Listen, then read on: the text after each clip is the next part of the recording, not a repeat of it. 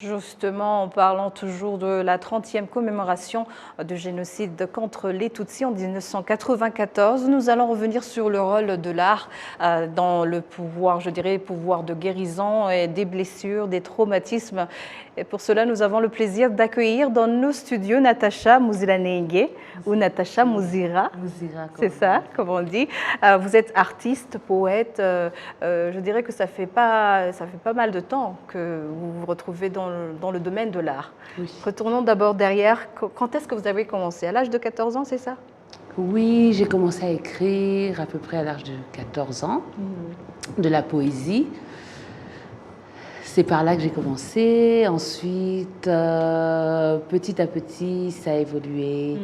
Je suis passée par le théâtre, par le cinéma, par la curation en art visuel, la mise en scène. Donc, je crois que j'ai fait un peu... j'ai fait le tour. Vous avez fait des Oui. tours, mais quand même, si on fait un retour en arrière, pendant ton enfance à Lubumbashi, en République démocratique du Congo, tu ne pensais pas devenir un artiste, une artiste. Tu pensais devenir un médecin, mathématicienne. Quand est-ce que tu as basculé vers là? Oui, mais en fait, je n'ai pas vraiment décidé, je pense. Je crois que ça s'est imposé à moi. L'art s'est imposé à moi. Il s'est imposé à moi comme une manière de guérir. Oui. De guérir par l'écriture. De t'exprimer. De m'exprimer. Déjà, d'abord d'écrire. D'écrire parce que j'avais perdu ma mère à l'âge de 10 ans. Pendant le génocide? À la même période que le génocide, mais elle est morte... En RDC? Oui, en RDC, à Lubumbashi. Et donc, j'ai commencé à écrire et ça a commencé à me faire du bien. Et petit à petit, c'est devenu un peu un réflexe. Même pour d'autres mots qui paraissaient moindres, je recourais au pouvoir cathartique de l'écriture. Et voilà. Et de fil en aiguille, ça s'est tourné en spoken word que j'ai partagé avec le public plus tard. Ouais. Et ensuite, c'est devenu du théâtre. Et ensuite, c'est devenu, comme j'ai dit, la succession. C'est ça. Oui. Alors aujourd'hui, nous parlons du pouvoir de l'art dans la guérison des blessures, des traumatismes.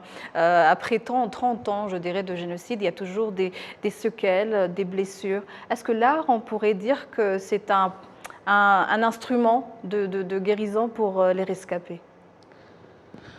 Bon, À travers vos messages que vous véhiculez, est-ce qu'on pourrait dire que les gens parviennent à écouter vos messages et ça leur aide justement dans cette guérison? Je vais parler d'un témoignage Oui. d'une amie qui était récemment à Kishamvu et à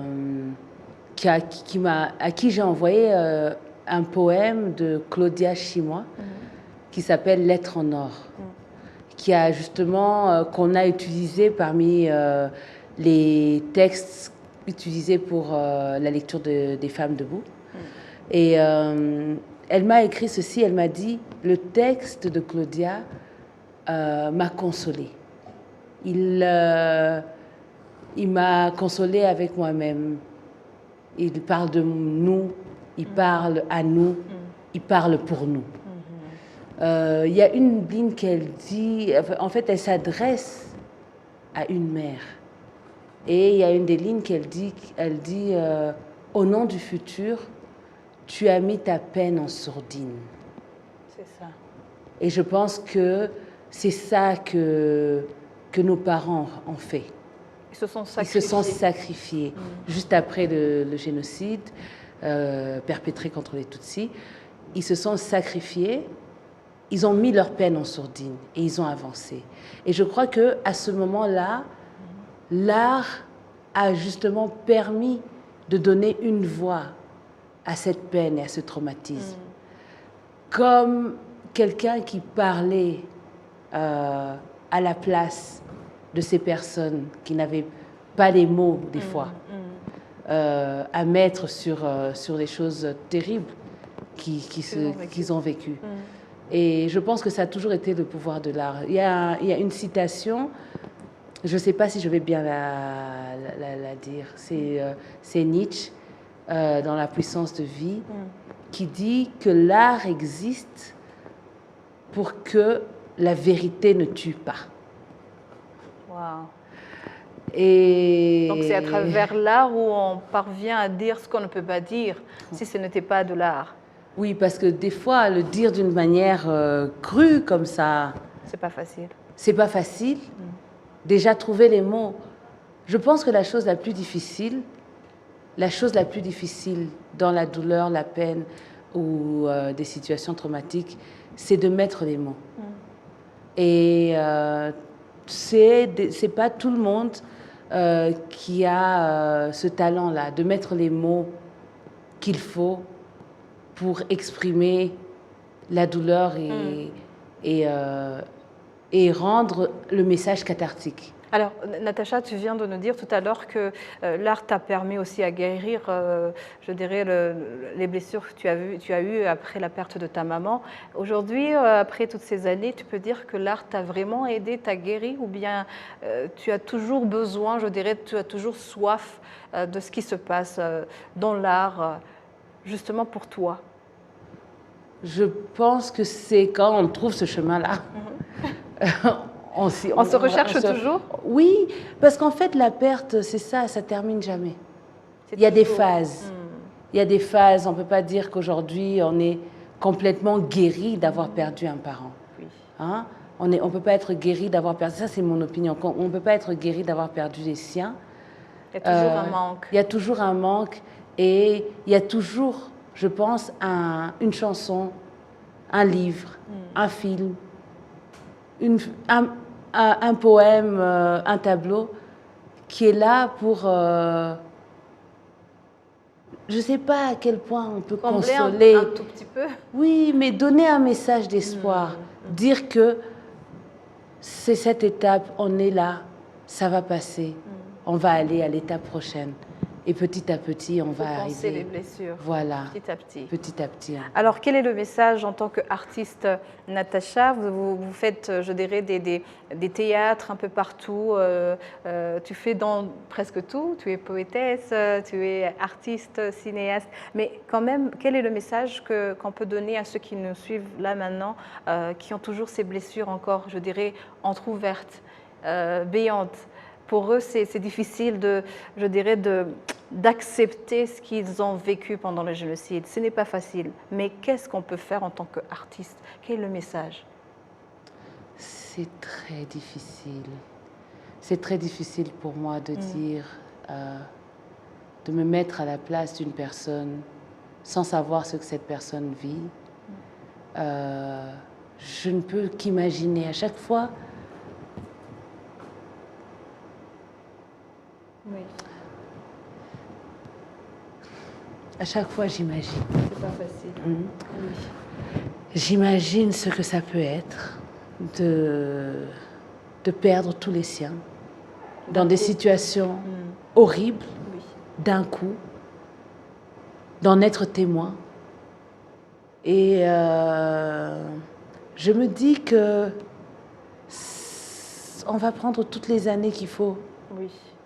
Pour se guérir. Ça va prendre du temps. Ça va prendre du temps. Mais est-ce que les Rwandais aujourd'hui, ils sont conscients, je dirais, du pouvoir de l'art justement dans la guérison? Est-ce qu'ils le savent, que l'art peut les aider à traverser ces moments, je dirais, difficiles? Je pense qu'on le voit de plus en plus. Cette commémoration, le 7 avril, comme on a pu le voir, était faite justement d'expression. Parce qu'il fallait trouver un moyen. Comment faire pour dire l'indicible? Comment faire pour témoigner l'horreur?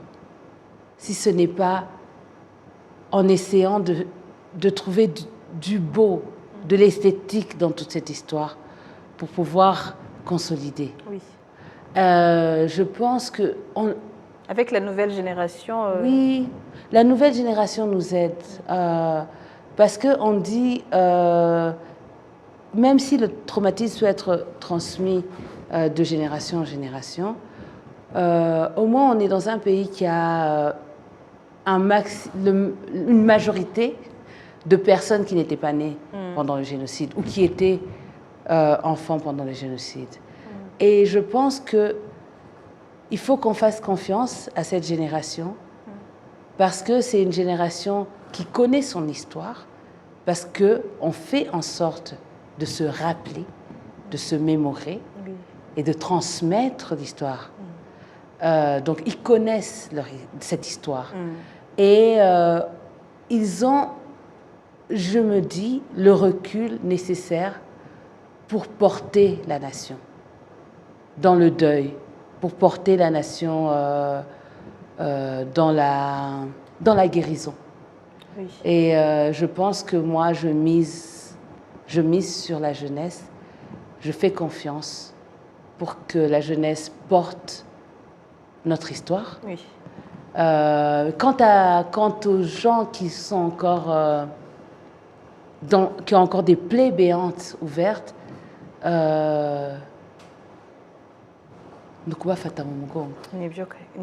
merci beaucoup en tout cas Natacha Muziranenge, comme on dit, vous avez Muzira Machenga, bien sûr.